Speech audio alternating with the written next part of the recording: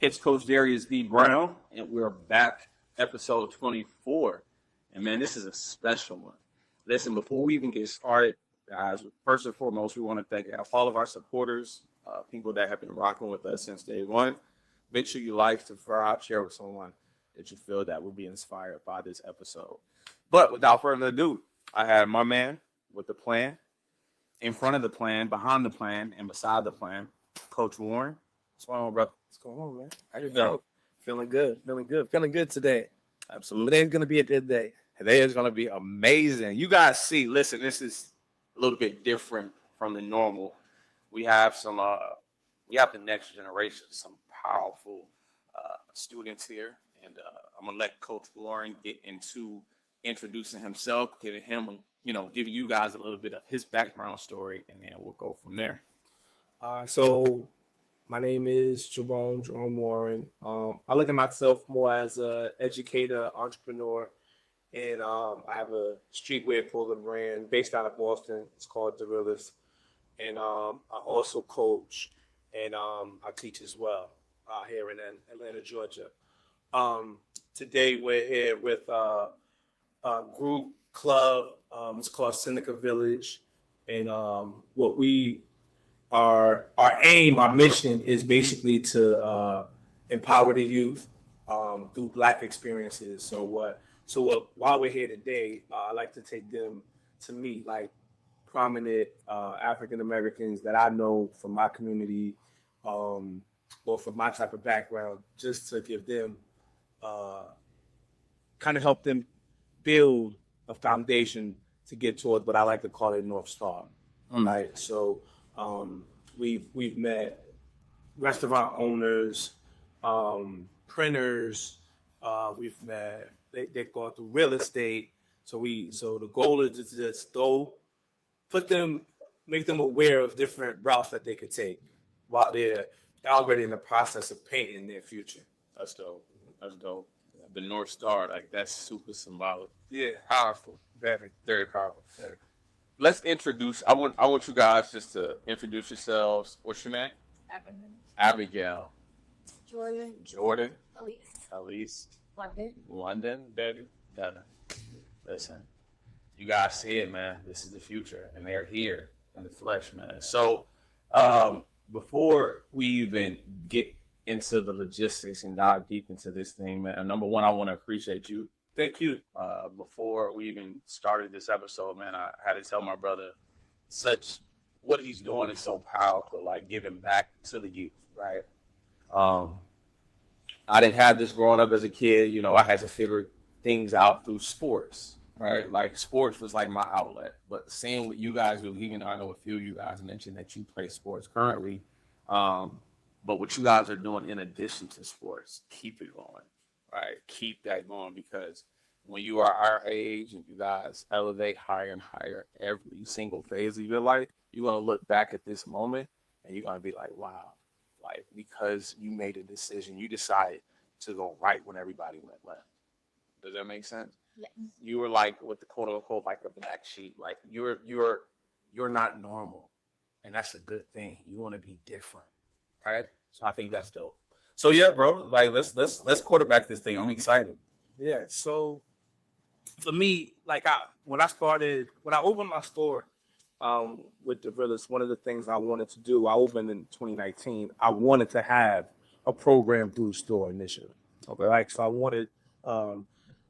My initial idea was like, oh, let me have students or kids or whoever, the youth who was interested in fashion, come and either, print their shirts or, help them start a brand or just help them do something, right? Going towards their dream of fashion.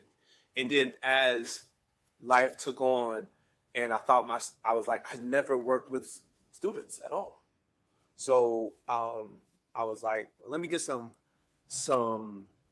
experience, right, working with students, because I never worked in that capacity at all. So I knew somebody, and they reached out to me and was like, "Hey, we have a coaching position at the school. You can kind of get in, get your feet wet, get familiar with what it's like interacting with and it's a K through 12, right? So it's like youngins, middle school age, and high school. So I was like, okay. So when I got to the school, I realized that working with students and the youth was just something that was natural, right? Even though the dynamic of the school is a dynamic of the school I've never been around because of the population and the breakdown of the population. It, I was like, oh, it was interesting, but when I realized I would come home and be like, wow, I I did good today. You know what I'm saying? And those days kept stacking till one day I was just like, well, I don't know what it would look like with me having a store in Boston and then being in Atlanta most of the time traveling back and forth. So since I'm working with youth here, let me try to implement it now. Right. So that's what the opportunity to create a club at the school came about. And actually, Abigail and London, those two were very instrumental and kind of led the whole Wow. and getting Seneca Village created. Abigail in London. That's what I'm talking about. I love it. I love it. So what, let me ask you guys a question. What made you say, I want to take the bull by the horn? Did you guys see the vision? Like, did you see something with this group to say, let's keep this thing going. Let's keep this train going? Yeah, I can okay. Well, it first started off as a study group, and I do believe I have a passion for education. I want my peers to do the best that they can because I understand how important education is in general and how important it is in life. And he's like, "Oh, let's start a study group, like for your friends that might be struggling with certain subjects." Because I'm pretty good at school, I would say. And we were there kind of dissolve people started just chitting and hang out. But it was a good start. And then Coach Jerome was like, you know what, we can make this video. And I was like, okay, whatever that's talking about. And I thought it was kind of gonna fall. And he's like, oh yeah, I'm talking to Elise, London. I was like, why is he building a team? I didn't ask you to do that. But when we all got together and he told me what he planned to do, I think I can see what you're saying. Like I saw his vision and I did believe in it. And that'd be really cool if we're just because I know I felt weird when I first came. Like Coach Norman was talking about the population breakdown. I was like, okay, this is different because I know especially from my last school, it was like completely, like, I don't know. There's like a few white kids, but not really. So like, I had never been in this kind of environment before, and it was a safe place for me, and I hope to make a safe place for other people. It's powerful. Yeah. Mine was less of the education aspect, and I talked to Coach Ward about this in the past, but we never really had gotten the ball rolling. Where I saw that our school was having a lot more Black kids come in, and I was seeing a lot of new faces that looked similar to mine, which I had it in the past in my freshman year. And you could see kind of a struggle with getting used to a population that doesn't really look like you, having your teachers, the students, and people around you, none of them really being able to truly understand what it's like for you. So I was talking to Coach Warren about starting like a Black student union and what I was interested in, and then combined with Abby wanting to focus on education and building kind of like a study program. Abigail was really able to kind of get that ball rolling with Coach Warren to where we're focusing on building a community between Black students, but also focusing on building the care and the importance of education. So I think with Abby's ideas and like Coach Warren just always being there to help us, it really became a really amazing program. Wow. I'm proud of you guys. Seriously. That's powerful. So powerful. Yeah. So for me, I wanted the initial beginning stages to be more student led. So I just would provide the space and the opportunity for them to execute. So that's how I was approaching it. So initially they would be like, when are we gonna meet? Where are we gonna meet? And I'm like, well, you tell me. You tell me. So you can allow them to quarterback it. Right. And strategize, they'll strategize, organize, and bring it to you. Right. Okay, got it. And then we created a foundation to where we have a board. So we have a president, vice president, treasurer, et cetera, et cetera. And then we have the members and then we set up the sign up when everyone signs up for a club at the school, and then every month we do a trip where they meet someone, and we try to meet at school. We try to do 2 meetings a month where we meet in school to have a discussion, or just kind of kick back their time, like in their space, and then we have like a educational. Okay. So it's safe to say y'all save the best for last. Right. Right. Listen, it's the way to end off 2025. I mean, when you guys leave here, you're gonna not only have the knowledge, information. I'm a strong believer that information is the fertilizer to our wealth and success. Right. There's so many people that are smart. There's so many people that have brilliant ideas, but they lack information. Just imagine having a piece of information that can transform your life. But it's being in rooms like this on a smaller scale as well as a larger scale. So for us, me and my wife, the biggest thing that I will provide advice on is investing in your personal development. You'll learn everything in school, right, from an educational standpoint. But when it comes to personal development, right, it's a skill set. It takes you investing in yourself, and that's what we did. We invested in ourselves, going inside of these masterminds, meeting these successful entrepreneurs and business owners, and they're giving us the information. They're telling us, listen, and I'm like, wow, I went to college, but I didn't learn this, right? And also life experience. So you're gonna learn different things throughout life where you're gonna I didn't learn that when I was 18, 17, or 16, right? You're gonna learn it when you are 25 and 30. So you guys are on the right track. I can see it. I can definitely see it. All right. Now, bro, let me ask you this. You're from Boston originally. Mm-hmm. You come, from that background, that cloth. What inspired Jerome to not only start the Realist Clothing alongside your business partner and then pivot into doing this? Was this something that you had already envisioned when you started? Like, how did that come about? No, like I said, this didn't become something that I had on my vision board until I opened the store. Because the day we had the grand opening, right, we had like the mayor come in, like people from the mayor's office and representatives and lawyers and just people from the community come and speak to the community. So we took all our clothes and all the racks out of the store, and we just had chairs, and people from the community came in, and then the representatives and all the people from the city, they spoke to the community. And what I noticed was, like at the end, all of the, my peers and their kids kept saying, oh, I want to do something like this. Well, I want to do something like this. I want to do something like this. So I was like, man. And the store is actually around the corner from the house I live in. So, like, I used to walk by that place all the time. So I was like, you just never know how what you're doing can affect the generation. Absolutely. So I was like, okay, I want the students to be able to come to the store to be able to get, not just buy clothes, but get some type of inspiration, motivation. So that's when the wheels started turning for me to be able to do it. And then I realized I never worked with kids. So then I was like, oh, let me start working with kids, got into coaching, and then started working at the school, and then met these wonderful individuals. We got it going. Got it.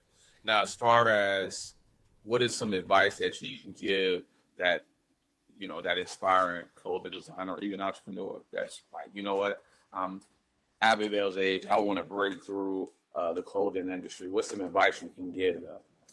Just to get started, just to do it. To take action. Take action. Like, and I say this all the time, they probably hear me say this too much, right?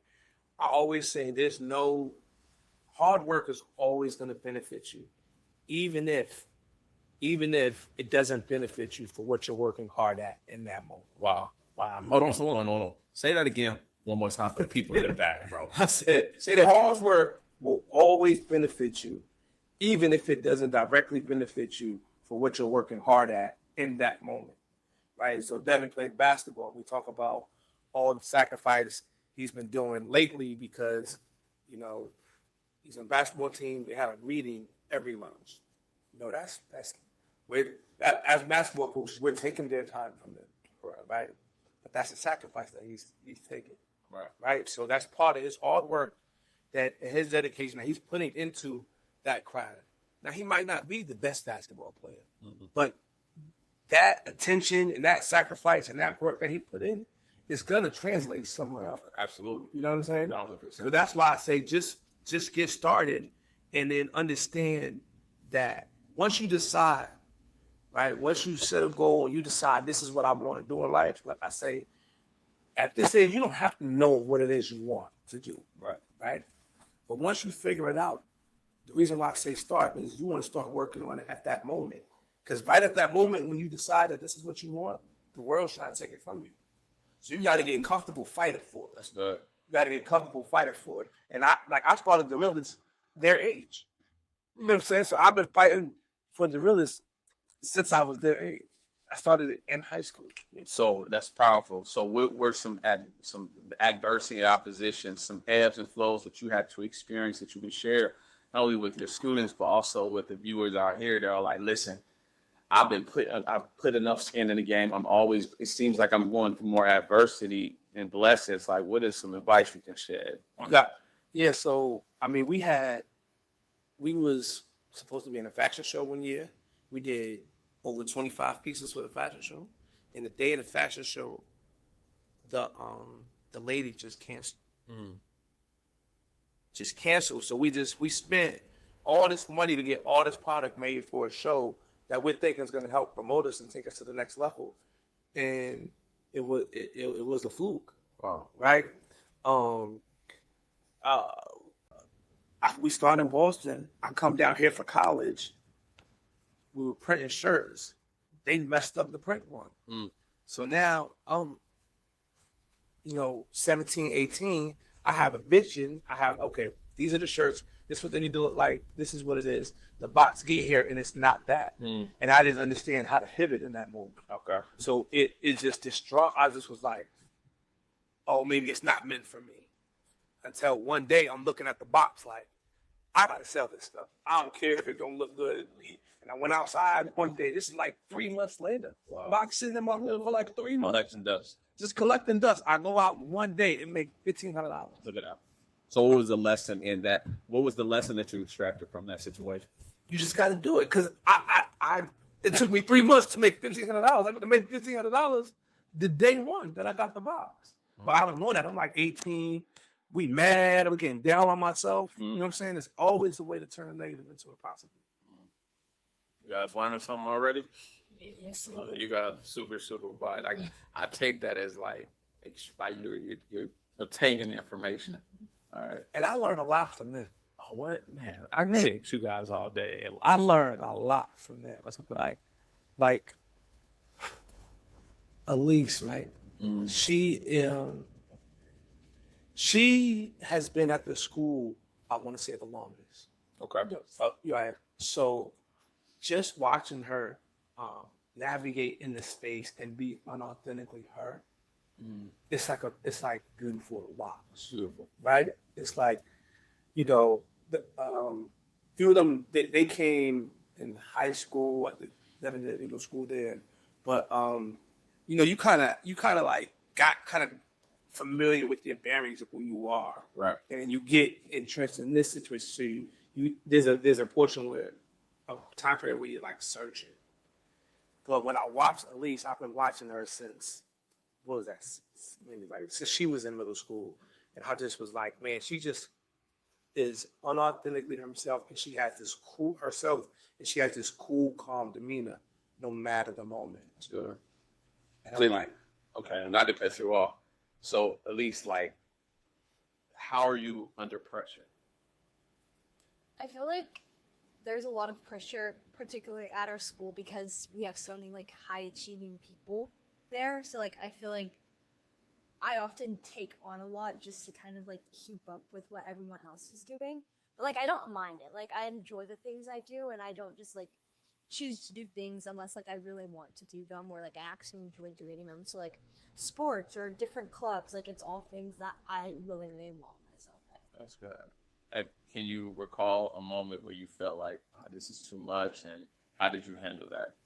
I think probably this senior year has been a lot just with like applying to colleges, still having schoolwork, having sports, being in clubs has been particularly stressful for me. But I think we're kind of out of the worst of it. And like, even though it was like difficult, I still think it was worth it and like worth putting in like the hard work because like eventually it is going to get easier. And I know that just like the time, even though it's a lot right now, it's not always going to be like that. That's good. That's so good. Yeah, have you picked a school? Or has a school picked you? I'm waiting on a scholarship thing. I have my meeting for it next Friday, so if I get it, then I'll be going to Vapaville. Yeah. And it's already gone. It's already in. It's already done. It's life and death in the power of the tongue. So whatever you put into the universe, that's what you're going to get back. So just say it's already done. What's for me is for me. And just keep moving. And then next to her, Jordan has the same thing, but it just looks totally different. Okay. Right? So she's like a light. You know what I'm saying? Like she's just kind of like people like a magnet, I would say. Okay. Like people just kind of like, I just want to come to the Jordan. I must know Jordan. Because Jordan's being Jordan. Okay. You know what I'm saying?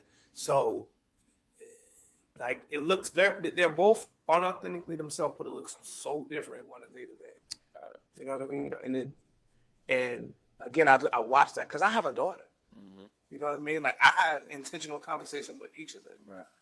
That I take away and I okay. Wow. You know what I'm saying? You apply it to you. And I apply it. Wow, that's so good. That's so good. What's so Jordan? Like, are you a senior?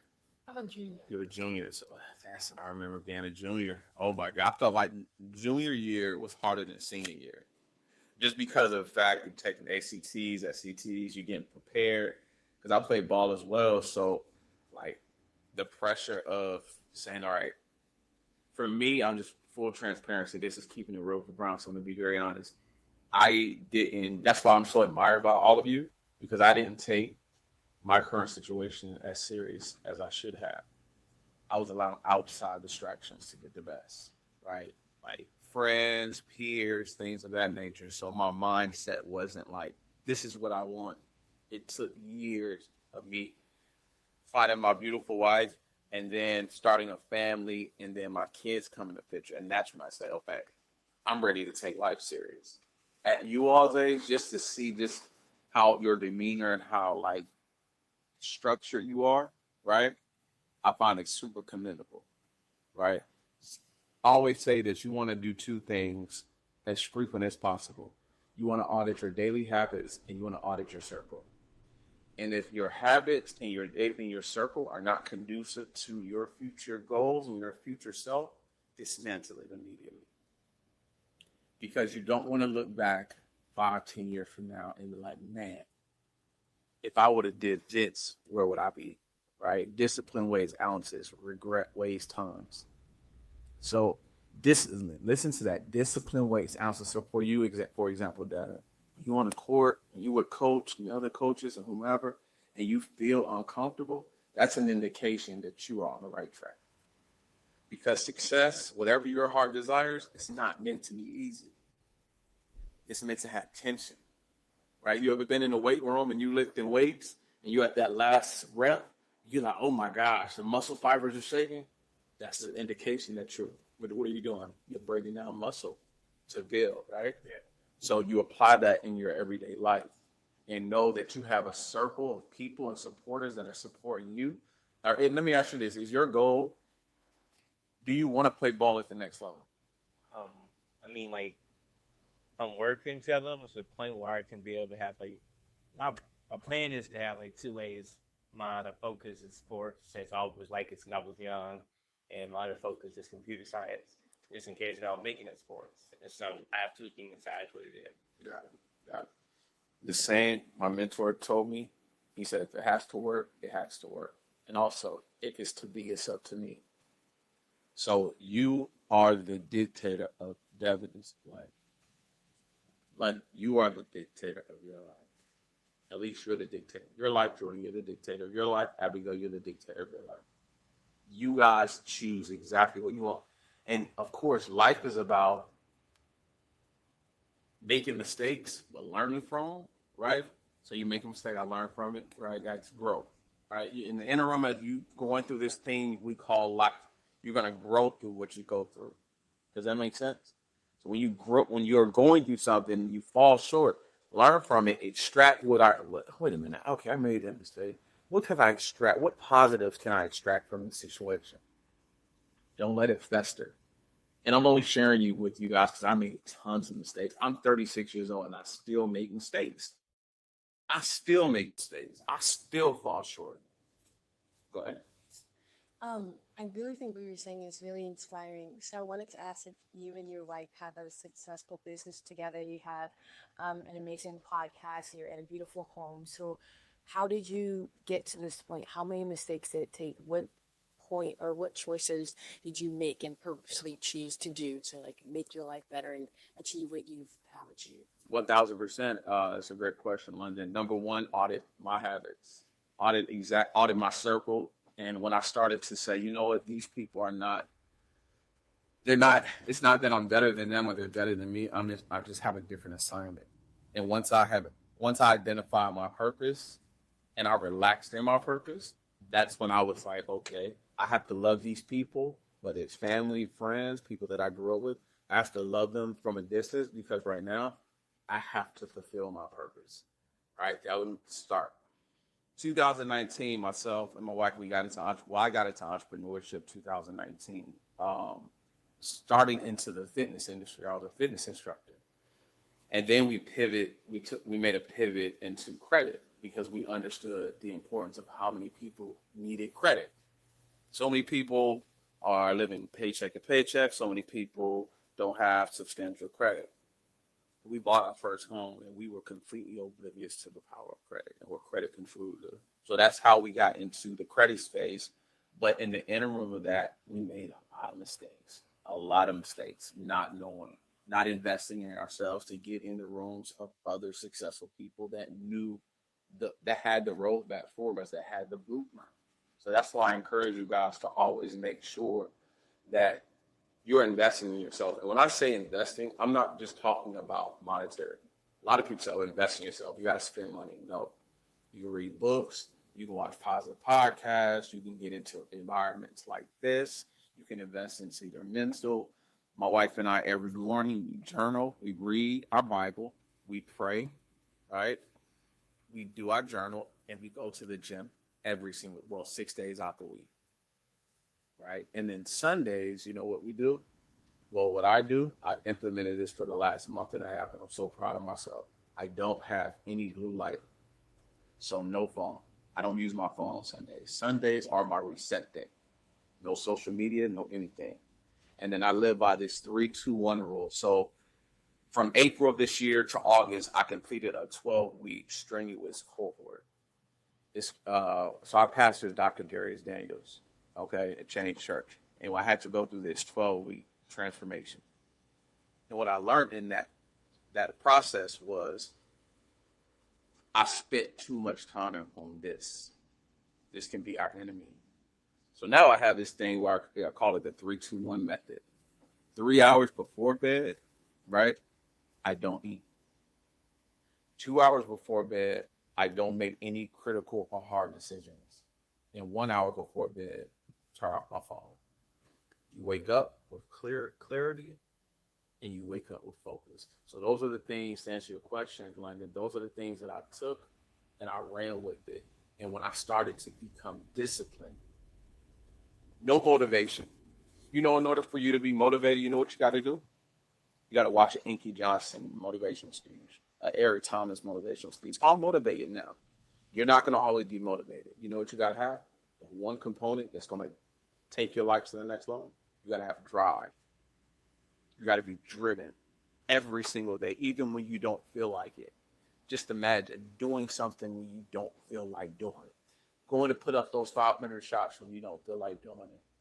whatever you're looking to accomplish, doing it when you don't feel like doing it and you do it anyway, that's when magic happens. Now, my wife, she's in the background. You want to share anything as far as your experience, as far as what you've learned as an entrepreneur and what has shaped you into the entrepreneur you are today? Absolutely, 100%. So I am in the backseat and I don't want to get up another stretch. Michelle was not ready.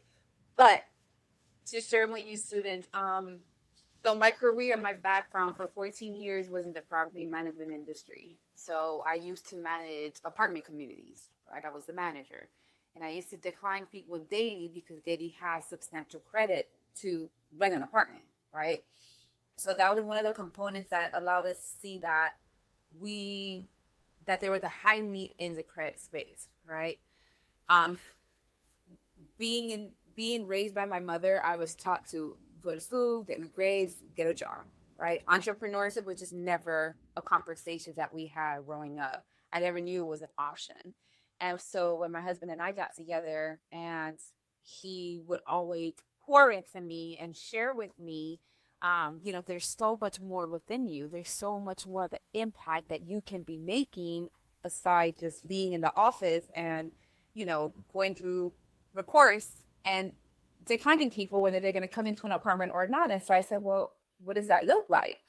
And so fast forward, I would never forget the conversation when he said, well, let's put our old credit business together. And I said, wait a minute, that sounds a little scary. What does that look like? Well, it looks like, number one, we're gonna do everything. We're gonna do systems. We're gonna register our LLC. We're gonna do it all. And I was like, well, that sounds like a lot.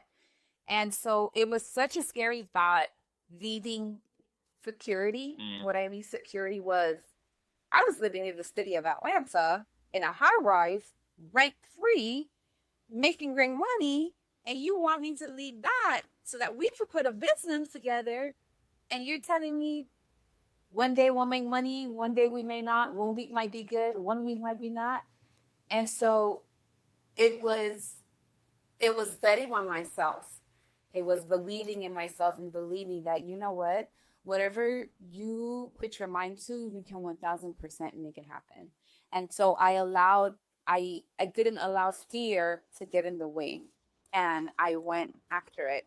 And fast forward, it's been like 4 years since I walked away my 14-year career, and we've been entrepreneurs ever since. And I'm making more of an impact now within our communities.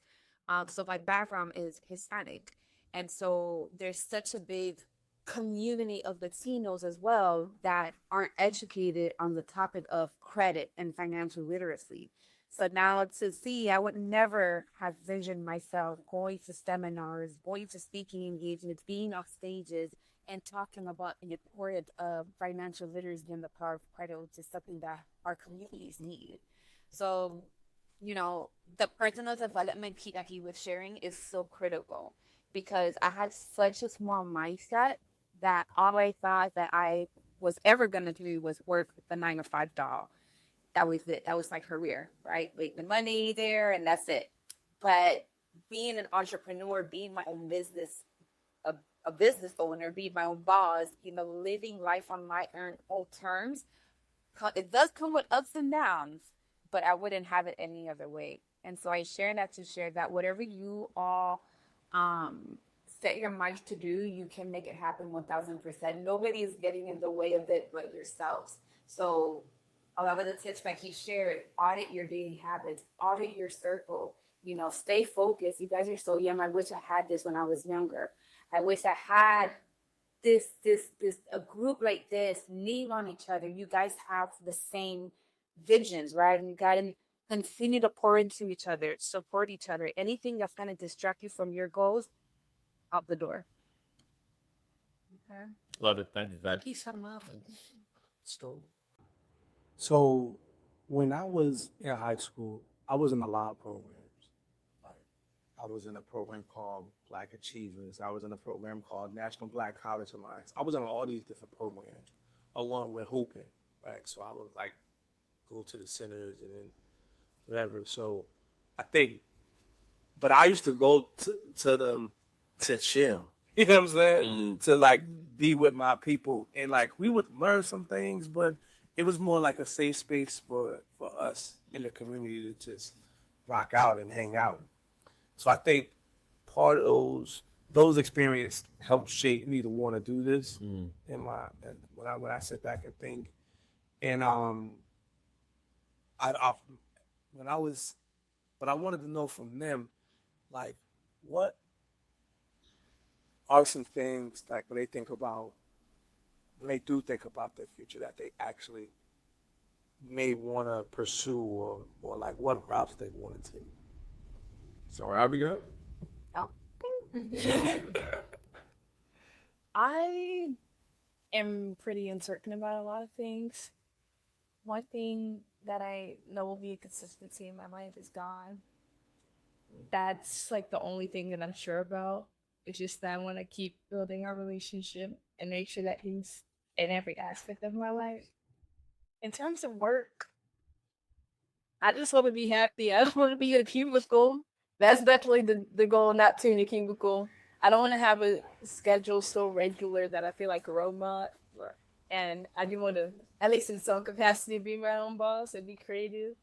So just anywhere where I can thrive and be around people that are positive, don't want to see me die, and I'm with God, I think I can be happy. I am really interested in like government and like how like the government works and how like I can make an impact and also just like in people's lives. I would love to be a lawyer. Oh wow. I think a lot of the system is kind of towards one group of people, and I think like I would love to just help out and like make a difference, and I think that would like make me feel fulfilled and want to just make me a difference in the world. I'm also very similar to Jordan's thing. I've been looking at law, but I think there's definitely like a tension between like wanting to go into like a stable job and just kind of wanting to be in a job I actually enjoy. Like I've done a couple of like things with law. Like I had an internship at a law firm, but and it was nice. I enjoyed it. I think the only thing is like I don't want to be like in a cubicle all the time, and I want a little more freedom in whatever I go into because I kind of want to be able to travel more. But at the moment, I guess what I'm looking most forward to is probably like criminal justice, something in the law field, or something that allows me to like travel more. I have a lot of things I'm interested in for college specifically. I'm focusing on forensic psychology, so I'm planning to do a double major in psychology and criminology as well, focusing on forensic psychology. And I want that job because I feel like mental health is something that's very important, but I'm also interested in kind of the criminal justice system as well. So like I kind of want to focus on forensic psychology, like being the person that speaks to those families that has those traumatic events, like trying to understand why people do the things they do, those horrible things, and also be an outlet for those who have experienced those traumatic experience. So I kind of want to focus and be in the criminal justice realm, but specifically mental health while dealing with traumatic incidents that may have with people or crime or law and stuff like that. Wow. Like I said earlier, maybe computer science. Like when going to look for the creativity, of like how our society is based off of one thing, and how everybody's into it, and the protection of it, like cybersecurity, protection of information and stuff, and doing my own thing, like website. Everything that you guys said, there's one thing that you all have in common. You know what that is? It's one word. No matter what industry you guys decide to go in, it's servitude. You're in the business, law counsel, whatever business, whether it's inside of a cubicle, outside of a cubicle, forensics, cybersecurity, whatever that may look like, you are serving the marketplace. And I strongly feel like this is one of the reasons why identifying your purpose. You guys are young, so you're gonna go. You might change after your first year of college. You might say, you know what, I want to change my major. It's okay. Cool. That's okay. It's okay. It's okay. Don't beat yourself up about it. Just continue to relax in your identity and identify what's one solution. So when we got into the space of credit, like we go back inside of the schools as well. We teach the youth to manage their personal finance, credit. And I say, you know what?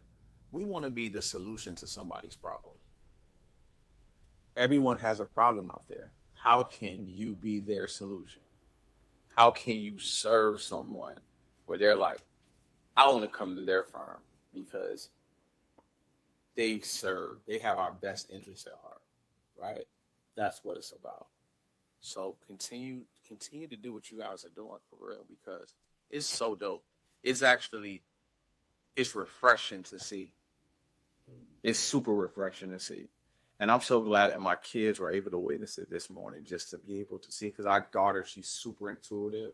She's super smart. She's super disciplined to be 10 years old. Our son, the same, be super, super intuitive. Like they're not your normal kids. And it's because mom and dad, we set the foundation at home, right? They're structured. It's not boot camp. You don't do boot camp, right?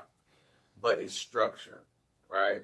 I'm a man of structure. My wife is a woman of structure because what we want them to do is that we want them to take the same principles that they learned at home and we want them to implement it out in the real world. So keep being what you guys are doing. So let me ask you this, right? When you talk about finance, credit, and all of those things that impact, building your financial legacy, whatever.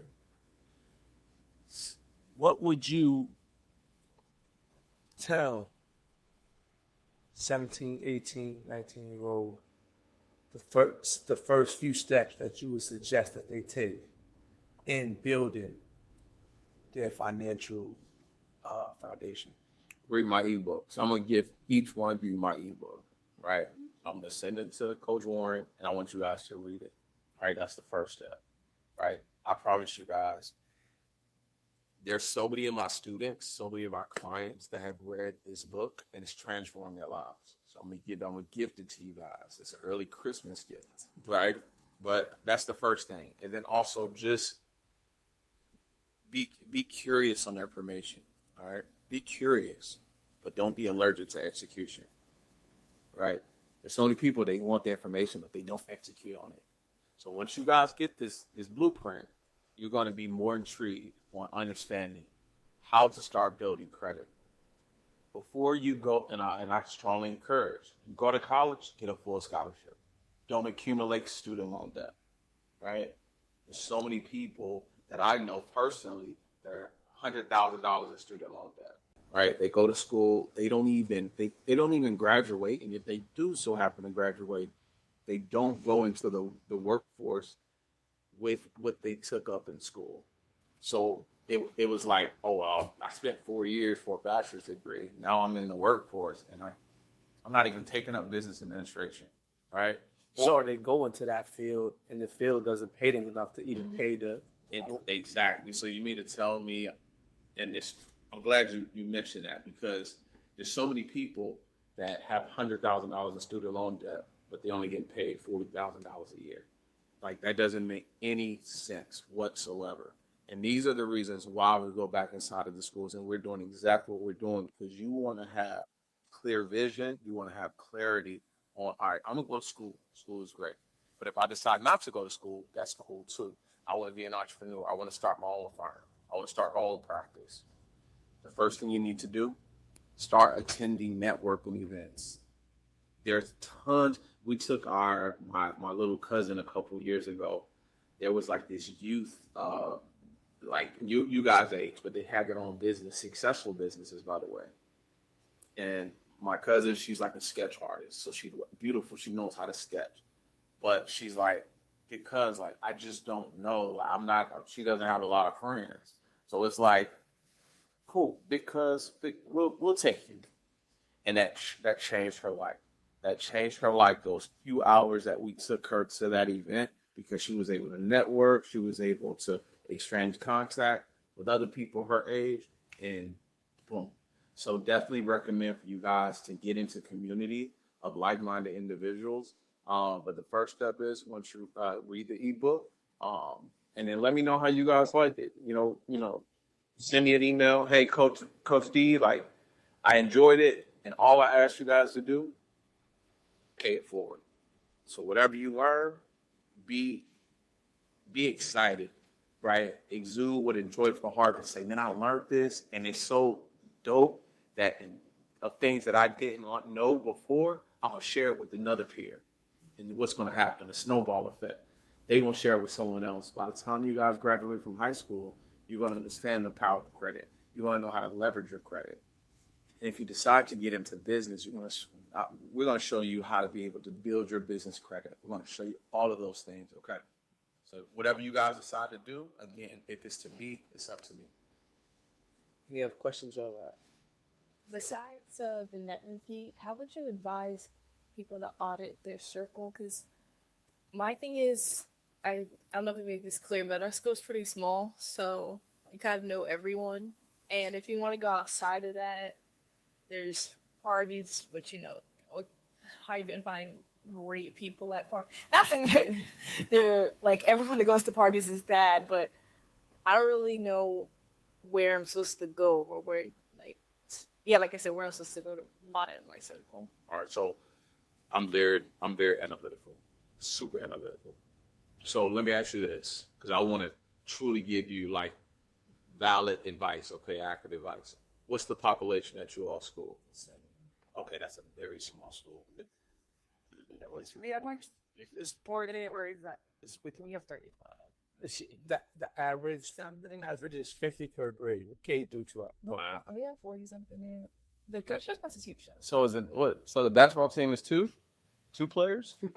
Oh, we all have a football team since everyone does basketball. Yeah. Okay, so you guys don't have a football team. Mhm. Got it. And then every boy in the school have to play. Yeah, right. For sure. Okay, so auditing your circle. Let's say if you have friends and everybody wants to turn up and party. Okay. Now we gonna have to ask ourselves this one question: what are they doing at this party? Is it going against my morals, my principles? And if it is, you got to separate yourself from that. You got to say, you know what? There's tons of people. Where's your school located? Buckhead. There's other kids that don't even attend your school. This is the importance of networking events. Getting inside of other rooms and environments of like-minded individuals. Keyword, like-minded, right? Because some of these kids, they want to have fun, and that's cool. Enjoy your life, have fun, but you got to have discipline behind it. I remember the late great Kobe Bryant. He used to do like his teammates would want to go out to the club and turn up. You know what Kobe Bryant would say? All right, cool, I'm done. He'll take the shots with him. He'll do all the stuff with him. He'll be the first one up in the morning in the gym. They will leave the club at 5 o'clock in the morning. He's in the gym at 5:30, 6 o'clock. While his other teammates are trailing in, they're throwing up because they're too intoxicated. That was a valuable lesson to say Kobe being Bryant was just cut from a different cloth. They're like, well, dude, you were out turning up with us. But listen, I know if I can devote my time into something that's not helping me grow, then I got to cut it off. So to answer your question, you want to be very specific about what you want out of life. And also ask yourself, if you and Jordan are good friends and Jordan has your best interest at heart and vice versa, is Jordan doing more withdrawing from your life or is she depositing more in your life? When you're around Jordan, you ask yourself, every time I'm around her, I feel depleted. I just feel like I'm putting more into this relationship, but I'm being taken. My energy is drained, right? That's a clear indication you're not in a circle. You're in a cage. You're in a cage of other people that are like, people only want to they want to benefit from you when they know that they can if you're not setting those healthy boundaries. So you have to set healthy boundaries and know and relax and exactly what Abigail wants. If Abigail's like, yo, I'm standing 10 toes down. Nobody's going to get in the way of because my future self is doing this. Abigail, I'm waiting on you. And on this side is beautiful. Right. See, it's corny. It's corny to be dissing, man. It's corny to wake up every day and do the same thing. It's people, when you look on social media, it's corny. You know, everyone wants to be all over the place, no structure. But you look at those individuals, and I guarantee you, they're not where they want to be. So make sure that you are very specific, set those boundaries, be very specific as far as the circle that you currently have. Are they pouring into you? Are they depositing in your life, or are they withdrawing from your life? And if they're doing more withdrawing, you have to reevaluate that relationship. Do you believe that it's still important to kind of have a balance? Like, you said someone's very disciplined and structured. Yeah, but even now in your life, do you still allow yourself to have those undisciplined moments? Like, not just like they're just happening because you're making a mistake. You're purposely allowing yourself to do that thing that might not always be good, but sometimes it's fun. Do you think there needs to be a balance, or should there always be some type of structure and discipline? Balance is key. I'm a firm believer of balance. Yep, I fall short of glory. I fall short, but then I identify immediately, like, oh man, or my wife, she's my biggest accountability partner. So she'll be like, oh, tighten up. You got to tighten up. And I'm like, okay, I have to tighten up. Like, every decision that I make not only affects me, it affects my family, it affects my children. So that's one of the reasons why it took me, and I'm still learning, but it took me to really buckle down to say, I love you, but I got to love you from a distance, whether it was a friend, family member, because I'm like, yo, my kids, my family, they're relying on me. But when I want to say, you know what, I want to reward myself. I want to go out. You know, babe, let's go to Jamaica. Babe, let's go somewhere. You know what I'm saying? Like, let's go out. Because it's important to also reap the fruits of your labor as well. Like, to know, like, you know what, I deserve some me time. But do it in decency and order. Don't do something that's going to derail you off or throw you off course where you're like, because you can be influenced like that. Super fast, where you can be disciplined for 6 months and you get around a certain group of people, it bleeds quick. So balance is key. It's essential. It's very essential. But just know exactly whatever London wants to do, that you stay anchored and firm. Like, I want to go out with my friends today, but I gotta be. I'm gonna put myself on a curfew. I gotta be in at this time because I got this project the next day. You're gonna affect yourself. And also allow yourself grace. Yes. Yes. Like, allow grace. Grace is very important That's good. to give other people and yourself. Because a lot of people take grace for granted, and they beat themselves up after every mistake, and they never are able to bounce back. Or someone does something that they don't want done to them, and they don't allow them grace, and now, you know what I mean, that foundation of friendship is just gone, when all it took was a little bit of grace and understanding. That's so good. I just had a quick question. This goes back to what you mentioned about like phone use, and like as you're kind of like doing a lot of stuff, I feel like it's easy to look for like a break or like a quick outlet, and like the phone is a like great way to do that. So do you have any advice on like other ways to kind of like take a break from like a busy life that's not going to your phone? Yeah, just identify a hobby. Me, love going to the gym. So that's my hour. And then sometimes I'm like, if I even feel myself like, all right, when I get home, I want to get on my phone. I would wear myself out of the gym. So I'm so tired. I'm like, yo, I just want to take a nap, right? I love to cook. So like in the backyard, hey, what y'all want for dinner tonight? I'll go back out there. I'll put some meat on the grill, some hibachi on the black stone, or we'll go out and spend family time with the kids, you know. And then because our daughter is in competition cheerleading for back and forth. Our son is finished flag football, so I'm constantly. Sometimes I'm like, oh, I forgot I had a phone, because we're constantly moving. So that's a good thing. But in you all's case, pick a hobby, pick something that you enjoy doing, whether it's, I don't know what it is. In terms of running, Running is area y'all were running. Oh my gosh, yeah, I remember. How many miles did you run? We went to the gym. Yeah. No, wait. Oh, and I'm to the gym in full. I think dogs and we side. It's like maybe a mile. Yeah, Less than a mile to the Y. during we were at the gym. And the mission, you know, literally off back. And if all and that's very number. Yeah, but yeah, that's amazing. I think I was telling my wife like you know, my favorite basketball player is Steph Curry, and I'm like, dude, this dude can't do everything he puts his hands on turns into gold. I'm like, this dude can literally be a professional golfer if he wants to, because he's great at it. And I was like, I want to. So we have statutory line here, and like Cat Williams stays right around the corner, and we just got that out. But he stays in a golf course, so a lot of our neighbors, that's where they go. And golfing, I heard, is a great hobby. Not only it's relaxing, but it's also good for networking. You have a lot of successful people, and when you're in that golf, exactly. So when you're in that environment, they're already going to take you serious because you're in that environment with them. So guess what they're going to do? They're going to give you the information. Hey, my name is Abigail. Boom. My name is Joy. My name is Ali. Boom. And they're going to be like, okay. And while you guys are golf, you may not even golf. You may just be in proximity. There's power in proximity. There's power in it. When you're in proximity of other people, they probably will never give you advice like any other day. But because you were there at that particular time, they will give you that advice. Right. Anything else?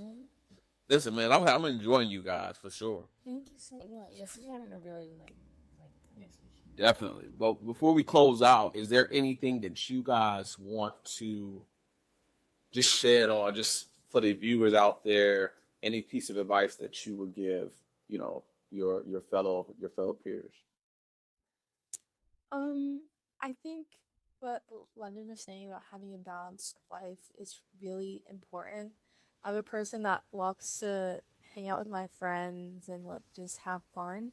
But when it comes down to like schoolwork, I need to make sure that is my main focus. But also like giving myself that grace and like time to relax is also like really important. And as you said, discipline, and especially with being on your phone, that is such like a big distraction when it comes down to like focusing on schoolwork. So I'll just put on like music so that I will just like walk in on schoolwork and not like, check my phone. I think just finding the right group of people who are like-minded can always like help motivate you. Powerful.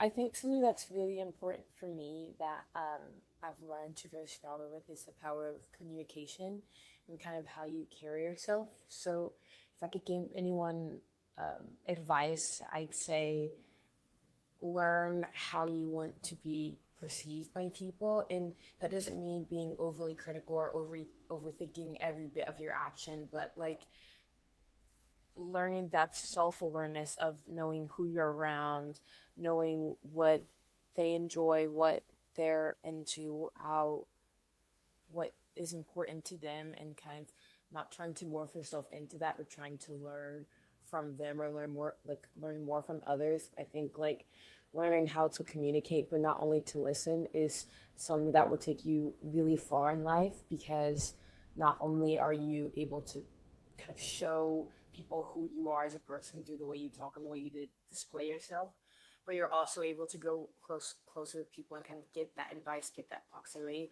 by being able to listen to people and being able to kind of just grow and learn from what you hear and what you learn around you. That's good. That's good. So good. Anybody else?